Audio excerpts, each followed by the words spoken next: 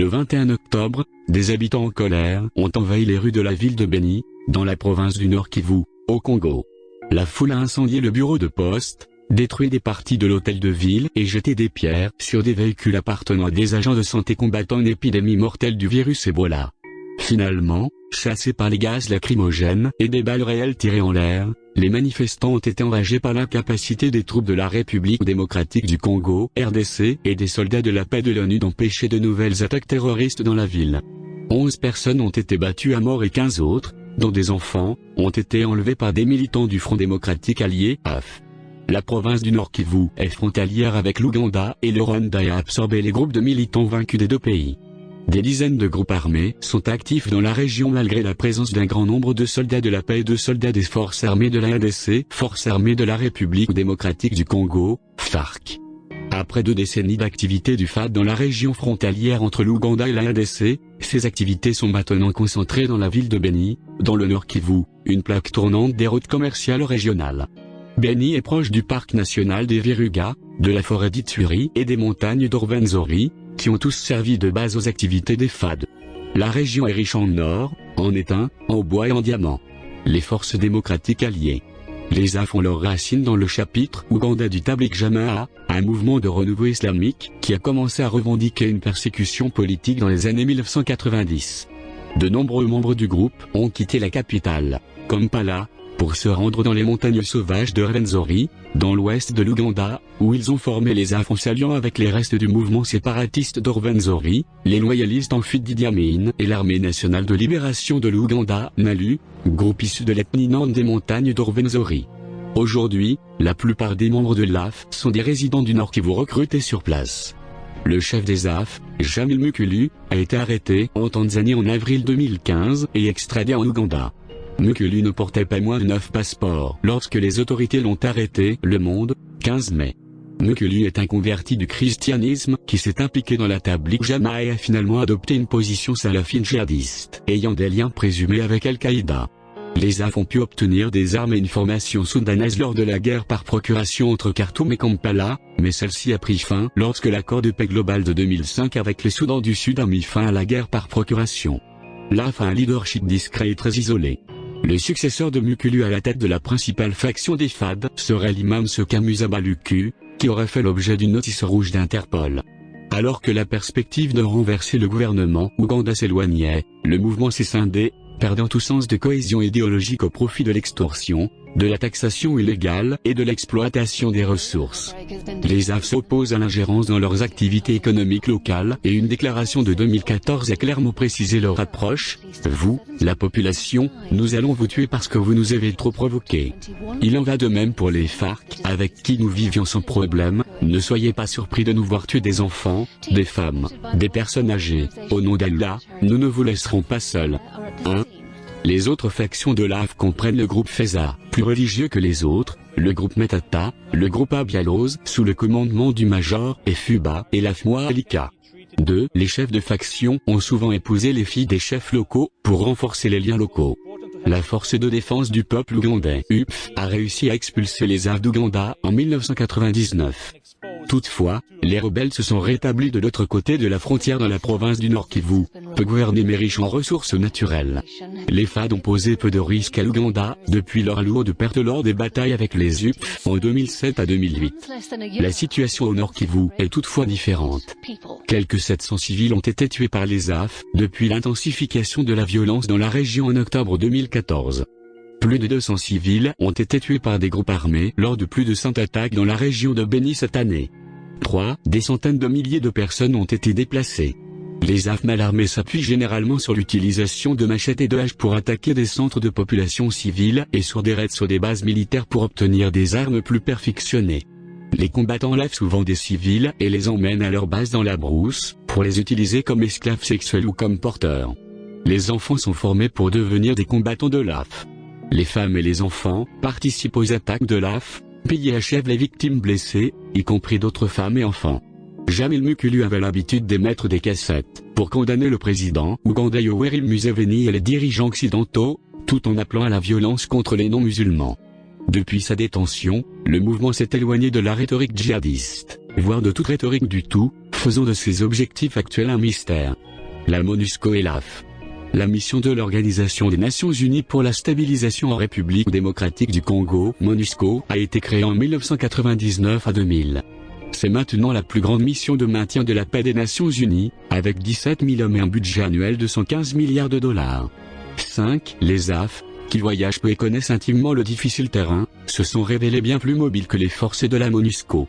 15 soldats de la paix tanzaniens et 5 soldats congolais ont été tués à Semuliki, dans la région de Beni, lors d'une attaque des FADR en décembre 2017. L'agression faisait suite à de précédentes attaques contre les Tanzaniens de septembre et octobre 2017. Une enquête de l'ONU sur cet incident a révélé un certain nombre de faiblesses au sein de la MONUSCO. La mission n'avait pas de plan d'action exécutable pour renforcer et extraire ces soldats de la paix. Les problèmes de commandement et de contrôle, de direction et de manque de facilitateurs essentiels tels que l'aviation, les ingénieurs et le renseignement constituaient également des obstacles majeurs et devaient être résolus de toute urgence.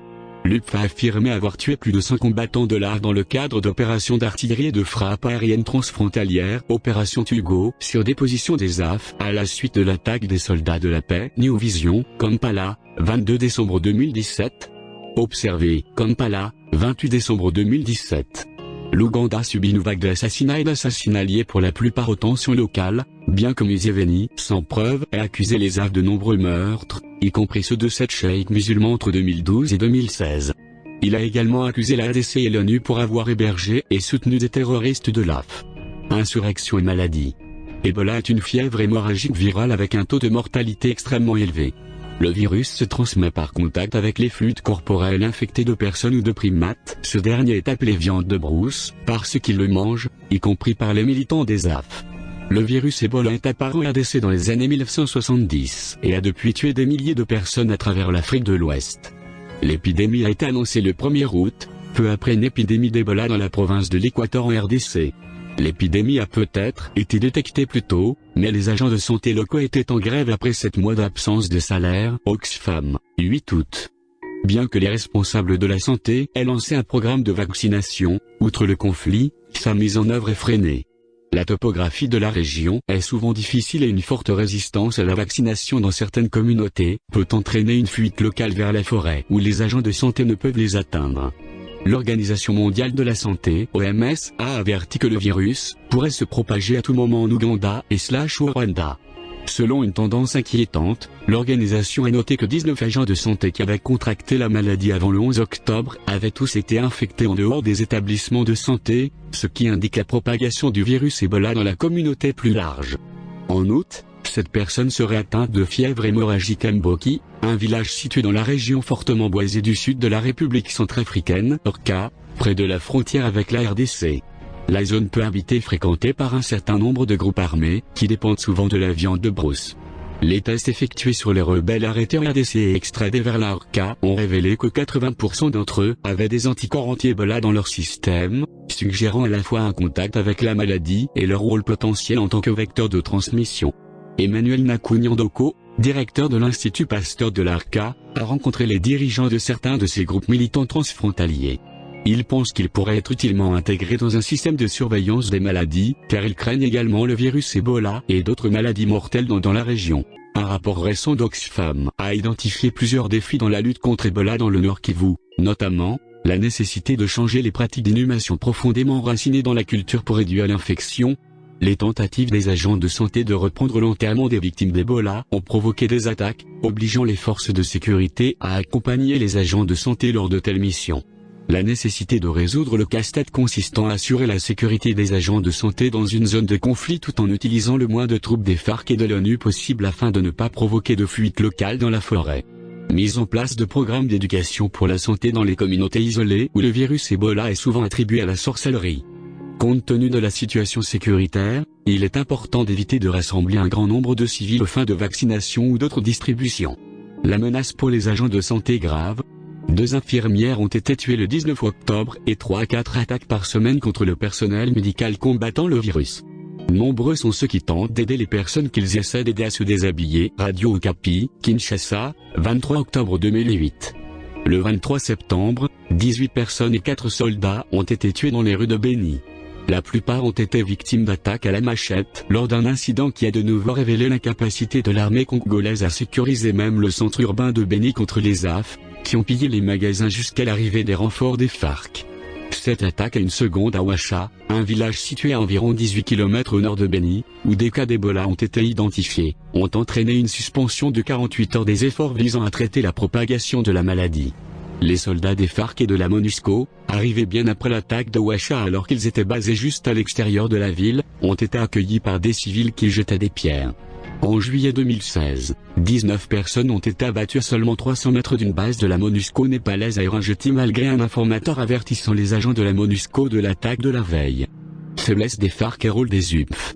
Les FARC sont loin d'être une entité cohérente, étant composées d'anciennes factions rebelles intégrées et non intégrées ayant des langues et des coutumes différentes.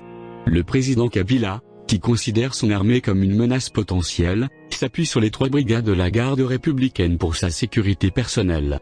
Les problèmes salariaux sont endémiques et encouragent la coopération commerciale et économique avec les mouvements rebelles qui sont censés combattre. Il y a peu d'incitation à s'aventurer dans la brousse sans rémunération. Les militants des forces de défense afghanes portant l'uniforme des FARC et exerçant parfois une immunité apparente. La population locale est fortement soupçonnée de corruption et de collusion lors des attentats. La région est de plus en plus en colère face à l'incapacité ou au refus de l'armée de mettre les groupes armés sous contrôle. Les habitants arrêtés en tant qu'insurgés présumés sont souvent soumis à des exécutions sommaires. De nombreuses unités des FARC opérant dans la région du Kivu proviennent des provinces de l'ouest de la RDC et ont tendance à se comporter davantage comme une force d'occupation que comme des défenseurs des civils du Kivu. Sous la direction du général Marcel Mbangu, les FARC ont lancé leurs propres opérations anti-FAD indépendantes de la MONUSCO en janvier. Bien que l'armée ait promis une campagne concluante, les résidents locaux ont noté la léthargie et l'inefficacité des efforts des FARC, qui semblent souvent se concentrer sur la préservation de soi plutôt que sur la protection de la communauté. 6. La croyance en la collaboration entre les deux supposés antagonistes est suffisamment forte pour que les locaux parlent de FARCAF. Les FARC et la MONUSCO souffrent d'un travail de renseignement médiocre en raison de la suspicion et des craintes de la communauté du Nord Kivu. La coopération militaire entre les FARC et l'UPF se limite à une présence de l'UPF à la frontière afin d'empêcher les militants des AF de fuir les opérations congolaises. Une présence ougandaise en RDC est indésirable à Kinshasa, les tensions entre les deux pays étant restées fortes depuis la guerre civile de 1998 à 2003.